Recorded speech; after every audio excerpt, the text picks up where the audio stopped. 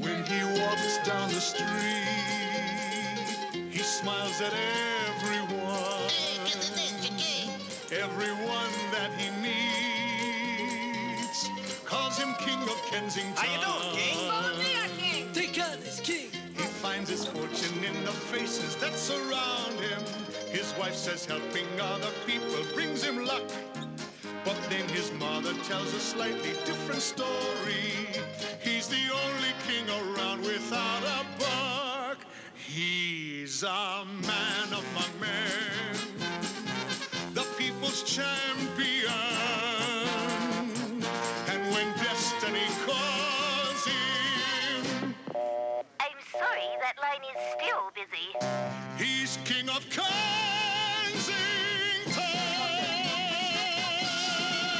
What a guy.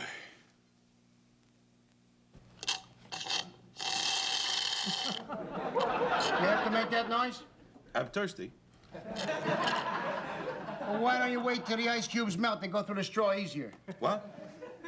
You got nothing in the glass. Yeah, that's why I'm thirsty.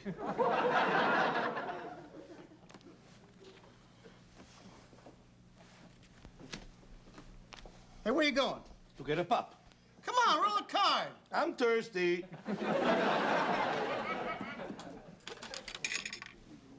Hey, Max, he put the quarter in. All righty.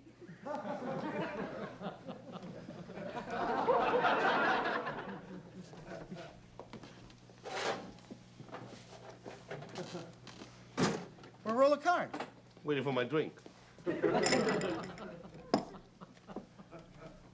One fizzy lemon fresca. I don't want it in a glass. I want it in a bottle. I'm only fooling. Hey, come, will you roll the card?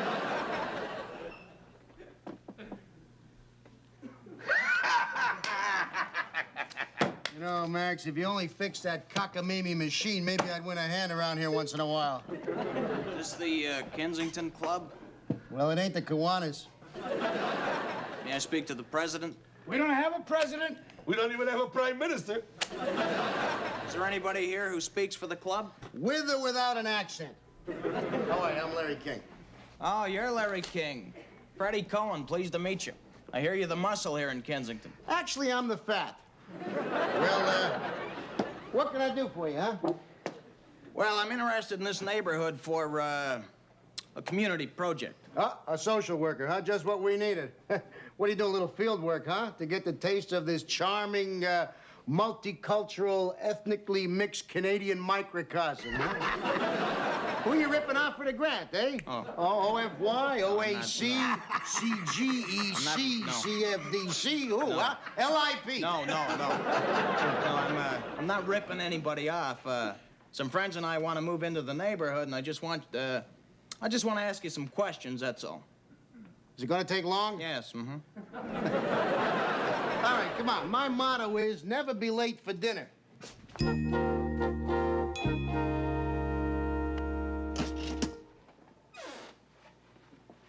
Hey, what are you doing with that chicken leg? You ruined your dinner. Larry ruined my dinner an hour ago. Oh, Ma. Look, if you don't wait, we won't all eat together. And if we don't all eat together, he'll eat whenever he comes home. And if he gets into the habit of eating whenever he comes home, he'll never come home. You're standing in front of Finstad. Solicitor General Warren Almond said yet again that unless there was total abolition of the death penalty in Canada, he would resign. They should get him a job as a prison guard. Meanwhile, Metro's crime rate continues to soar as jug milk stores and... Our own Solicitor General, and he doesn't believe in hanging. Well, neither do I. Who cares about you? You're not in Ottawa. There's no way you can justify capital punishment. You wouldn't kill somebody if they killed you first? No. Forget about you. What about me? I'm walking along Yonge Street when suddenly this recent immigrant, crazed because the mail strike has held up his welfare checks, takes my money and kills me. What do you think of capital punishment now? I'm still against it. Even though he stabbed me with a rusty ice pick? Yes. 3 times through the heart? Yes. And then jumped up and down on my head just for spite? There is no justification for capital punishment. With the possible exception of husbands who show up for dinner an hour and a half late. Hey, honey, I'm sorry I'm late, but Duke was really thirsty. Listen, I want you to meet a new friend of mine. It's my wife, Kathy, my mother, Gladys, Freddie Cohen. Oh, how do you do? How do you do? I'm the mother. Well, you look very young for the mother. I know. Hey, Freddie, I'm going to tell you something. You want to know anything about our neighborhood, you ask her.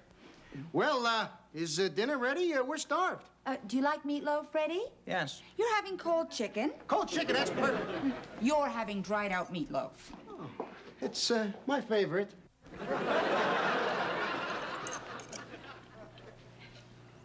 So after living so close together, coming over on the boat, we decided to look for a place where we could live close together on the street. They call that a ghetto, Ma. They didn't live here. I used to be a they. You still are. How long do you have to live here to become ethnic? I never had any problem. But from what you folks have told me, Kensington seems like a very nice place to live. Oh, it's a great place to live, right? Yeah. If you don't mind living with a rusty ice pick through your heart and a daughter-in-law who doesn't care. What are you talking about? The rising crime rate in the neighborhood. Oh, the rising crime rate. Come on, you've been watching too much television. I've been watching the store. 2 weeks ago, this 7-year-old boy delinquent comes into the store, takes 2 coffee crisps and runs out. 2 coffee crisps. Yesterday, he stole 4. Tomorrow, he'll come in with a gun, and there won't be a coffee crisp left in the store. It's not easy running a small business. Freddie's not in business, Ma. He's thinking of starting some kind of community project. That's why he came to me. You want a good project, do something to prevent the crime rise. Well, that's what I'm hoping to do, Mrs. King. Oh, that's wonderful, Freddie. So what are you going to do? Going to open a halfway house for ex-convicts. Hey, I don't think you're going to find many ex-convicts in this neighborhood, Freddie. Oh, that's okay. I'll be bringing my own. Well, listen, that's a great idea. You know, if you need any help, you can come to me. Well, thank you. Thank you, I will. As a matter of fact, I need all the help I can get. You might be interested in taking a look at this pamphlet. It gives you a pretty good idea of why halfway houses provide a solution to a serious problem. Halfway houses for ex-convicts. Yeah. Hey, that's really wonderful, huh? What do you think of that, Kathy? Hmm? Oh, yes, wonderful. Terrific. Fantastic. There's just one thing, Freddie. We don't want those people here. Ma, people can change. Once a criminal, always a criminal. Oh, come on, now that's ridiculous. What about, that movie star? He was an ex-convict, Rory Calhoun. I never liked him. Now I know why. What would you do if I told you that I've spent a lot of time in prison myself? I'd ask you if you were the warden, and I'd keep my fingers crossed.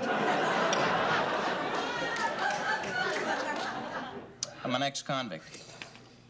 You're kidding. Well, isn't that interesting? What did you do? Who cares what he did? You know, people can change. He came to me for help, and he's gonna get it. I mean, you know, it doesn't make any difference what he did. I mean, who are we to ask him what he did?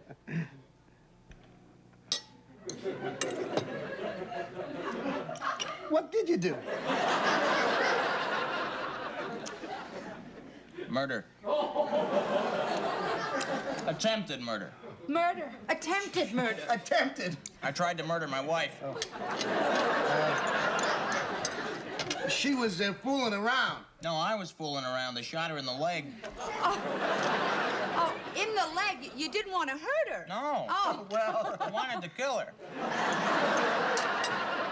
See, I shot her, and then I carried her down to the freezer. I'll be a son of a gun if she doesn't come to just when I'm about to close the lid. She knocked me out cold with a frozen chicken.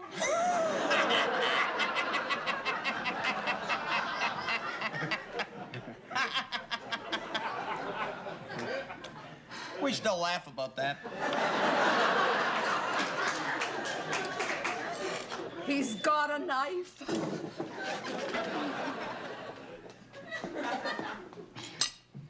Should I go? Well, Ma's a little High strung. I think maybe you better go, Mr. Freezer. Mr. Cohen.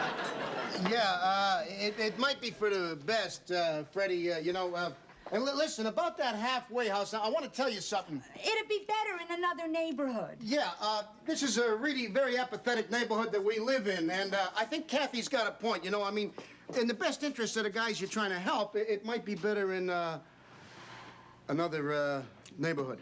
Yeah. It always is. Okay. Look, either I'm rehabilitated or I'm not. I just happen to believe I am. A halfway house helped me. I just want to help some other guys the same way, and from what I'd heard, I thought you, Hey, listen. I'm sorry. Thanks for dinner.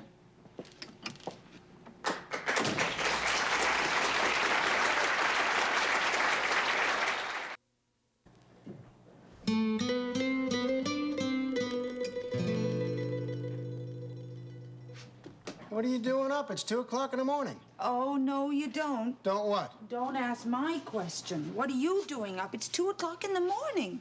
I rolled over to give you a hug, and you're not there. Hey, hug me.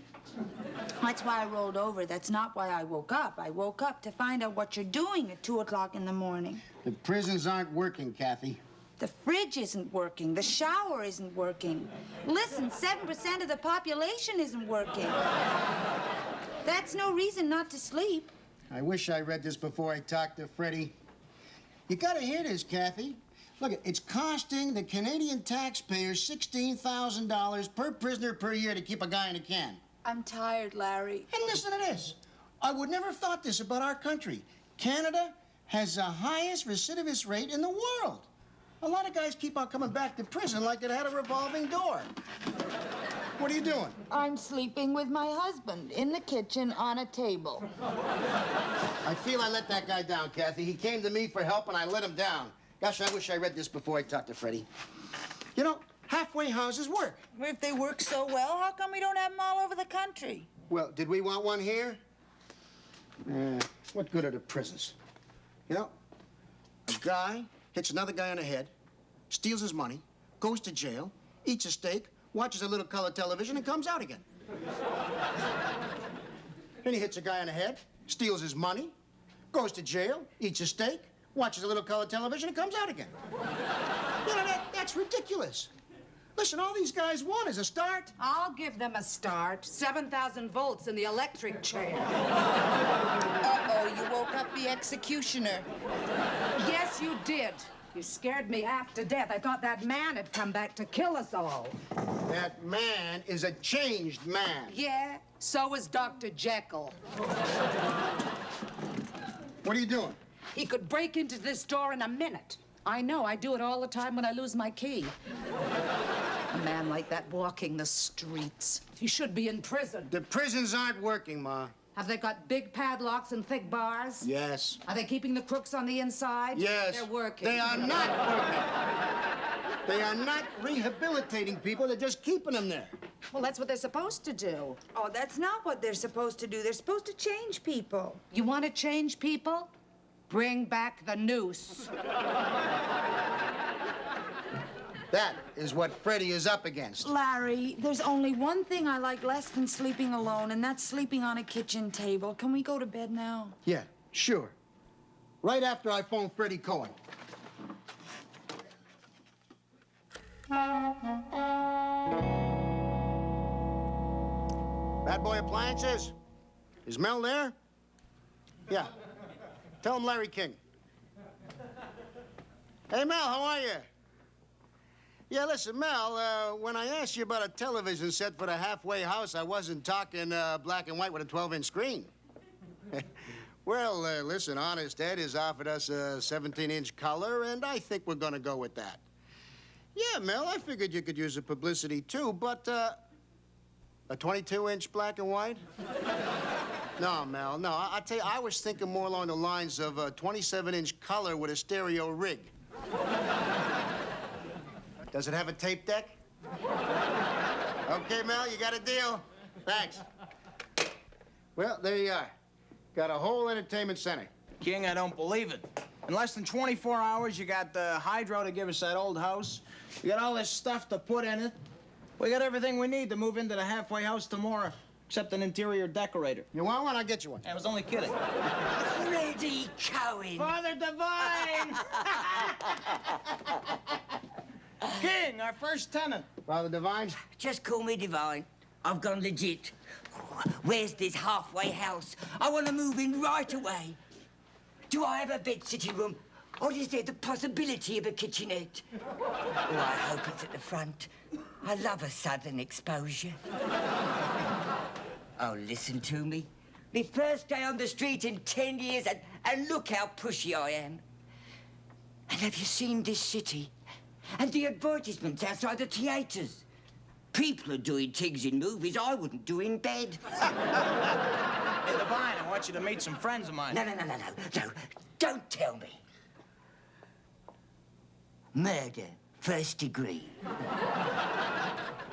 Assault with a deadly weapon. Bombs in the mailbox. Divine, these aren't the cons. They're from the neighborhood. They've been helping me out. Then I'm the first. Yeah. Well, it's a front room for Divine, and that's a fact. Gentleman Billy Divine. We called him Father Divine because he used to dress up as a priest and go around collecting for charity. What's wrong with that? I did it in banks with a gun. Well, those days are gone forever, thank God. Well, I've still got the outfit. Hey, you said you were going legit. I'll keep it to remember when.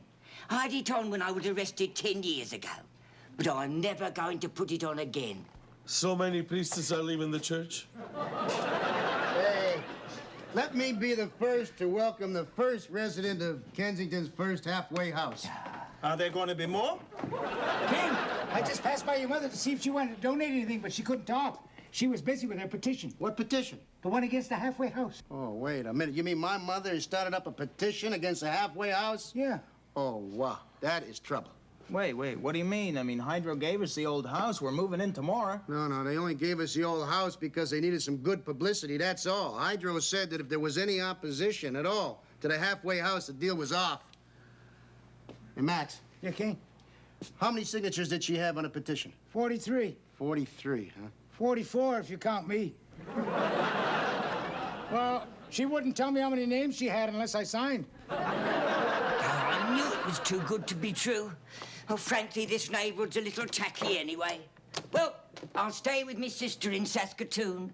I loathe the woman, but she does have a lovely front room. Look, Father, you can spend the night over at my place and hear my confession. Listen, Chubbo, I am not a priest. Once a priest, always a priest. I never was a priest. Oh, this man is obviously in desperate need of spiritual help. Father Divine, would you put that collar on just one more time for a worthwhile cause? Huh? Oh, thank you, Mrs. Petrov. Mr. and Mrs. V. Petrov and family, that makes 48. Mrs. King, I'm Father Divine. I gave already. I'm not here soliciting. Oh, you're a customer. No. I'm with the National Parole Board. I understand that you're getting up a petition against the establishment of a halfway house in this neighborhood. Not necessarily. Can we talk about it, Mrs. King? Suddenly, it's not a free country. People can't get up petitions. You have to ask permission of the various do-gooders. You don't have to ask permission, Mrs. King, but you should give us do-gooders a chance to lend you a little support. What? I happen to agree wholeheartedly with you, Mrs. King. I think a halfway house in Kensington would be a dreadful mistake. God bless you, Father. You're the kind of do-gooder we need around here. Mom, I'm going to tell you something. You know, Max's signature on that petition is not valid. He signed under duress. Forgive me for interrupting, Father. Listen, Mom, I'll talk to you later when you're through with the customer. He's not a customer. He's with the National Parole Board. Oh, pleased to meet you, Larry King. Were you looking for me? He was looking for me. Well, you're wasting your time, Father. My mother is violently opposed to a halfway house in Kensington.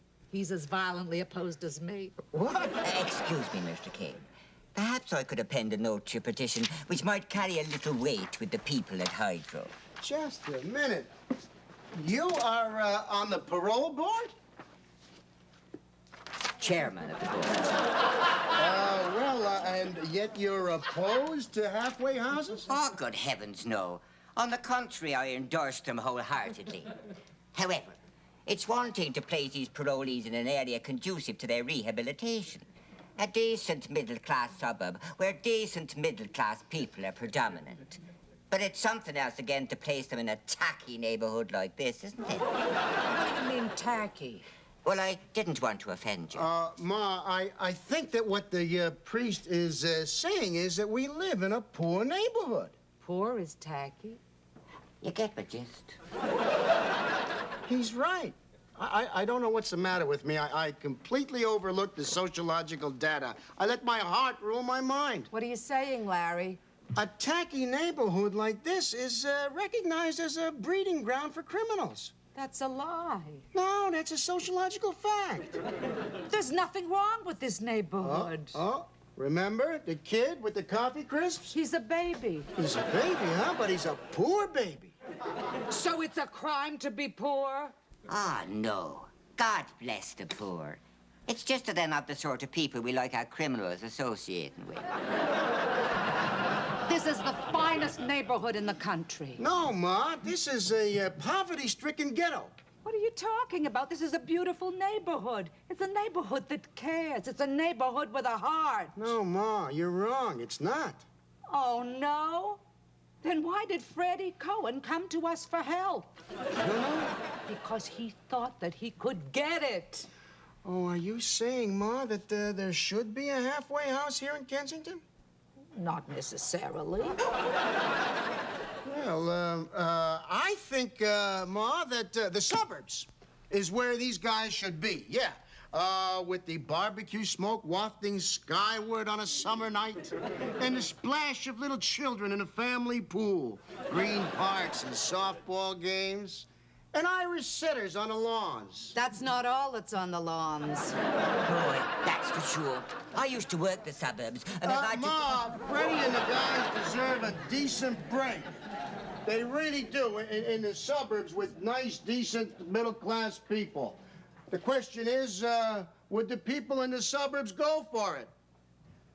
Would the people in the suburbs go for it? That's the question. Father Divine. Oh, Father Divine, thank God I found you. What is it, my son? That idea you had about canvassing the suburbs, it worked. Look at this. 267 names, all in favor of a halfway house. Our prayers have been answered. Who would have known they'd go for it? I mean, I always thought we'd have to start in a tacky neighborhood like this. Hey, congratulations, Freddie. Just a moment. You came to us first. Hey, Ma, come on. I got a decent chance now. Don't stand in their way. No, a deal is a deal. Oh, good. I mean, oh, God. Ma, Hydro said that if there was any opposition to the halfway house, the deal was off. And you got this petition, right? Okay. Father Divine, Freddie, you guys are moving to the suburbs. Over my dead body. Nothing personal, Mr. Cohen. Sprinkle that in your suburbs. Well, there go the barbecues. Perhaps it's God's will. Well, peace be with you, everyone. Well, Ma, I guess, looks like the best neighborhood won after all, huh?